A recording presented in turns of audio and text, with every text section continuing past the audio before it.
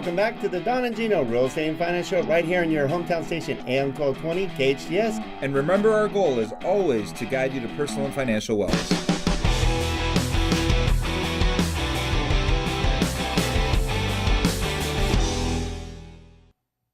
Well, thank you again for joining Don Galley and Gino Fronti and Lou Esmond today on the Don and Gino Real Estate and Finance Show every Saturday, 9 a.m. to 10 a.m. right here on your hometown station, AM 1220 KHTS, and now FM 98.1.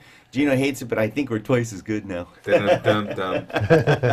Anyways, you can find out more. Go to donandgino.com. Click on our YouTube channel. Believe it or not, there's over 2,000 videos between all the great interviews on our show for the last 7.5 years, and also our National Real Estate Cafe, which is our daily video blog that gives you updates with what's really happening in the real estate and financial world. Because the media, they don't always tell you the truth because they're just trying to get you to pay attention. We actually break it down. And don't forget that they also don't have a pulse on it because they are reporters.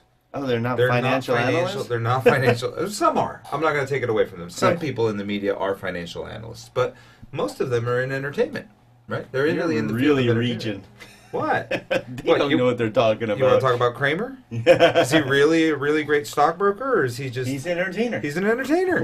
Or Susie Orman. Oh. Susie Orman. Or even Dave Ramsey. Let's See, bring it up, here's right? a perfect example. Susie Orman, and I'm only picking on her because in one, I watched 2 shows back to back. One show, I'm not exaggerating. This is the problem with media. Be careful, and why you need to trust somebody you know, and like us. But I'm telling you, one show she said, "Don't use PMI. It's the devil. You can't pay PMI, and because you shouldn't. You should do an equity loan or you do other things. Don't pay PMI." The very next show, PMI is great because it allows you to put less than 20% down. We're like, duh, that's what PMI is. Mortgage insurance, by the way, ladies and gentlemen. I just get in the point, it drives me nuts when I see the media walk both sides of the street. Or, I know that is the radio god of Dave Ramsey, but the reality is he is super, super, super ultra conservative, and you cannot live in California and do anything he wants you to do. Yeah, pay off your home. Yeah, that's in 15 years. Get a 15-year loan. You'll never buy a home. You'll never buy a home in California. 15-year loans in California is not the way to can't go. do what? it. You can't afford. You cannot afford. You can't. Yeah. You can't. And I mean, in order to put down a down payment to do that, I mean, yeah, maybe you could do that once you're highly successful and later in your 40s or something like that. But if you're just somebody starting out and wanting to buy your first home, you cannot wait to save 30 or 40% down. Although get a 15-year I fix. share with my clients what I refer to as a waterfall calculator, and it shows them how to make payments so they can take about 10 years off their loans. No, we do that. And you can do that, but what's nice about that is that like it's that, by the way, optional.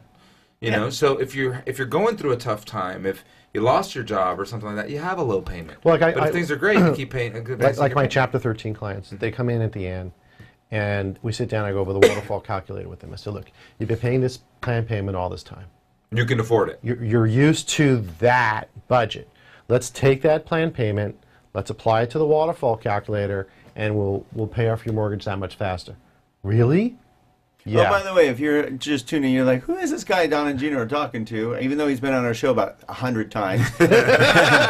You're going, this guy sounds pretty intelligent. Yes, there's a reason we bring him on this show. It's Lou Esmond with Esmond Law, and he's a business/bankruptcy specialist, and he's helped a lot of our clients. He comes on our show and gives you good advice of what, options basically, and things to think about. And Lou, you're really good about that whole how not to fail and being proactive, and there's other options for you to look at as opposed to just going to somebody who pushes paperwork for you when you're SOL. Right. It's already hit the fan, as you call it. Yeah. But before we went on break, we briefly touched on the fact that you sometimes tell people don't file bankruptcy. Yeah, and we also said, look, $100 consultation a year, it's basically like a checkup. It's a tune-up. You can't go to the doctor and pay $100 No. So one of the things that we talked about is that, and look, you're going to get varying opinions of how long this recovery has been going on. Okay, if you get to the right, people say, oh, the recovery's been going on since January 20th, 2016.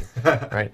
If you're to the left, you're going to say the recovery's been going on since about 2010. Okay, well, the reality is the market has gone bananas for the last 10 years. I'd say good. Oh, Almost 10 years? Oh, come on. No. Look, It really when went bananas. Obama, It started really going bananas in 10. Right.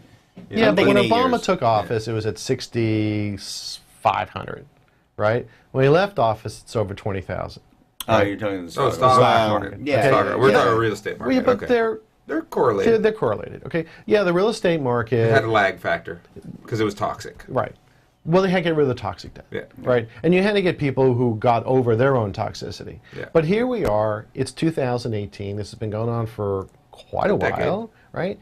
And one of the things we talked about is that it kind of goes along with this checkup thing, is people need to be able to look at where they are and say, you know, if a triggering event happens, because it's going to happen, where should I be? You know, it's nice that you brought that up because people are always saying, what's that trigger? And that's what we don't know. We don't know if it's going to be gas prices. Last time it was gas prices. Last time it was gas prices. Gas prices. For sure. When it hit $5 in gas, everybody went, Right. but now $5 in gas doesn't seem that bad for some reason. I don't know if it's because we've experienced it before, because we've had a decade of inflation. Well, you have more cars that are electric. Yes. You have more hybrids. And all the fuel efficiency is better across the board. Right. So you don't the clunkers, remember, got taken off the road. And it was all SUVs. Right. Everybody had an SUV. Well, because there was a tax advantage to buying an Yeah. SUV Still is. under George Bush. A little Right. bit, yeah. So you have a different. Not everybody's falling for that now. No. So you have a different set of circumstances. But truly, what would be the trigger? It's trade not war? mortgage. It's not Here, mortgages. let me light Lou up real quick. Let me Trade clarify. war? A lot of the last one was also a mortgage meltdown. It's not this time because those who are purchasing Well, But the mortgage homes. meltdown was a result of the trigger. The trigger was really that people started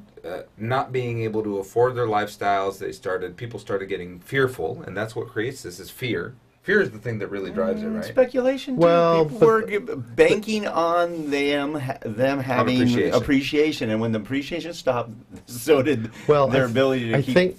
I think that the gas the prices Joneses. the gas prices was a trigger. I think it was the straw on the camel's back. I have a good friend of mine who's also a bankruptcy lawyer in South Florida, and I think he made the perfect point. He says it started with the 2 years of hurricanes in South Florida, when all of those condos and apartments they were building in South Florida got nailed by hurricanes, and the insurance went bust, and they couldn't insure that construction anymore, and those people pulled their monies out that they put down on those places, and because a lot of the speculative mortgages were in that market. Yes, He goes, and that's what began to undermine the mortgage market, was that. He goes, and then just snowballed after that. I think that was a good point. So you don't know what the trigger is going to be. Yeah, and that's the thing. We don't know what the trigger is going to be. It could be anything. And you know, being from Argentina and just seeing, I just came back, is, you know, inflation could be a trigger. Could be a big trigger. What, the Argentinian peso? Yeah. You can't even exchange. So I'll tell you a funny story. So I left a little money in Argentina last time when I left just a few $1,000 in a CD. American dollars. In translated into pesos, because I could get 28% return on investment annual. I was like, wow. All right, well, I know it's high risk, so let's just put a little something here and see what happens. So for 3 years, everything was going great, making a profit, rolling it over. Well, in the last 6 months, the currency's deflated 40%. I ended up cashing out $500 less than I started with. So yeah, serious. Even though I made 25% per annum for a couple of years. Right. So we don't know what the trigger is. Right. Okay.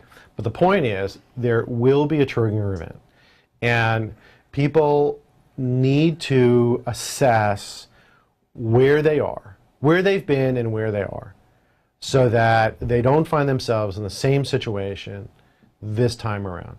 You know, we can talk about student loans all you want, but that debt's not going away. Okay, it's still non-dischargeable in bankruptcy. There's not much you can do about it.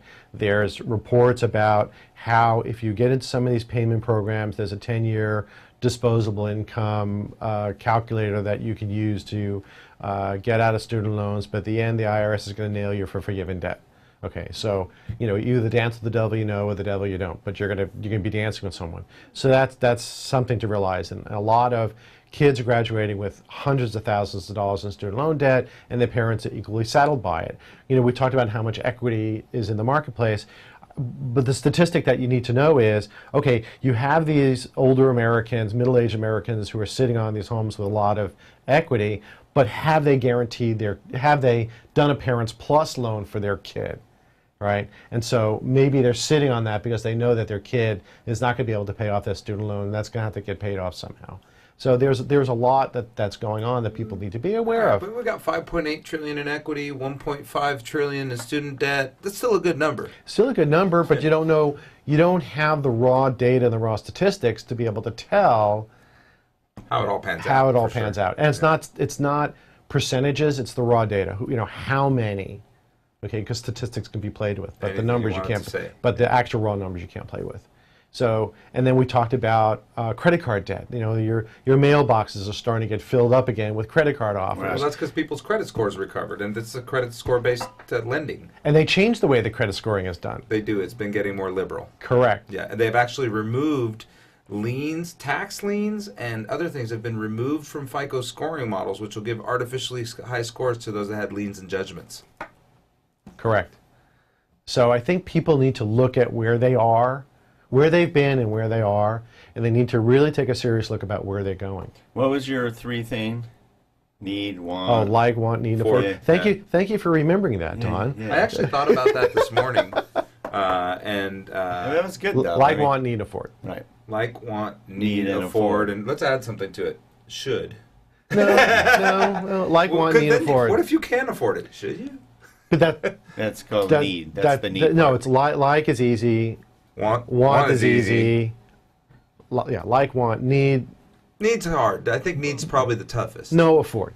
Because afford is where you're really need to be honest with yourself. But what if you can afford it, but you don't really need But it? what is the definition of afford? Well, then so, you Well, no, So that's then what you you're- have to okay, want. but that's what you were getting at is look at where you're at now. What if a trigger happens, even though you could afford it now? What if your income decreases, Exactly. whatever? How are you gonna Exactly. be in the future? Because I know Gino and I just had that conversation ourselves this morning. Yep. Look, it used to be they say to you, you should have 6 months of operating expenses set aside.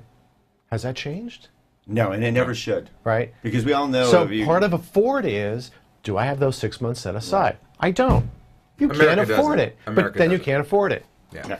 Right? Do I have life insurance? Do I have health insurance? Do I have retirement? If the answer to those questions honestly is no, then the answer to afford is no. Good info again from Mr. Lou Esmond with Esmond Law. Thank you for getting. How can our listeners get a hold of you, buddy? EsbinLaw.com. It's the easiest way. Esmond Law. ESBIN. ESBIN. law.com. E as in Edward, S as in Sam, B as in boy, I as in India, N as in Nancy Law.com. EsbinLaw.com. Cool. Well, thank you for taking time. You're busy. Thank you for having me. And All right, awesome. thank you for all your work with the Rotary. Thank Nicely you. done, sir. Yep. And we look forward to having you back. And thank you for helping our clients out. Well, thank you for having me. All right. Stay tuned. We got the second half of the Don and Gino Real Estate and Finance Show. Good stuff ahead.